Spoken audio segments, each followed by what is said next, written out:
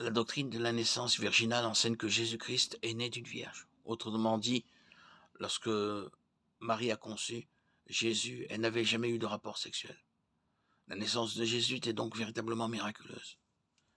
La naissance virginale de Jésus est une doctrine d'une importance cruciale et que la Bible enseigne clairement dans Matthieu 1, 23 et Luc 1, 27. L'ange Gabriel rend visite à la Vierge Marie pour lui annoncer qu'elle sera la mère du Messie. Marie demande « Comment cela se fera-t-il, puisque je suis vierge ?» Luc 1, 34. La réponse de Gabriel indique la nature miraculeuse de la conception. Le Saint-Esprit viendra sur toi et la puissance du Très-Haut te couvrira de son ombre. C'est pourquoi le Saint-Enfant qui naîtra sera appelé Fils de Dieu. Luc 1, 35. L'ange ne fait pas allusion à un acte humain, mais au Saint-Esprit et à la puissance de Dieu comme agent de la naissance de Dieu. Jésus serait à juste titre appelé le Fils de Dieu, fiancé à Marie. Ce qui a été conçu en elle vient du Saint-Esprit. Matthieu 1, 20. Joseph avait besoin de cette information, car avant qu'ils se soient réunis, Marie se trouva enceinte par la vertu du Saint-Esprit. Matthieu 1, 18. Acceptant la parole de Dieu à ce sujet, Joseph prit Marie pour femme, mais elle resta vierge jusqu'à la naissance de Jésus.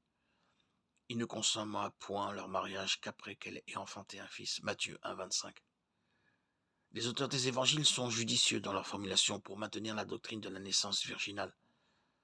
Dans sa généalogie de Jésus, Luc mentionne que Jésus était le fils, comme on le croyait, de Joseph, Luc 3, 23. Dans sa généalogie, Matthieu évite soigneusement d'appeler Joseph le père de Jésus. Il parle plutôt de Jacob, père de Joseph, l'époux de Marie, et Marie était la mère de Jésus, qui est appelé le Christ, Matthieu 1, 16. La naissance virginale de Jésus-Christ a été prédite dans l'Ancien Testament. Le Seigneur lui-même vous donnera un signe. La Vierge deviendra enceinte, elle enfantera un fils, et elle lui donnera le nom d'Emmanuel. Ésaïe 7, 14, cité dans Matthieu 1, 22.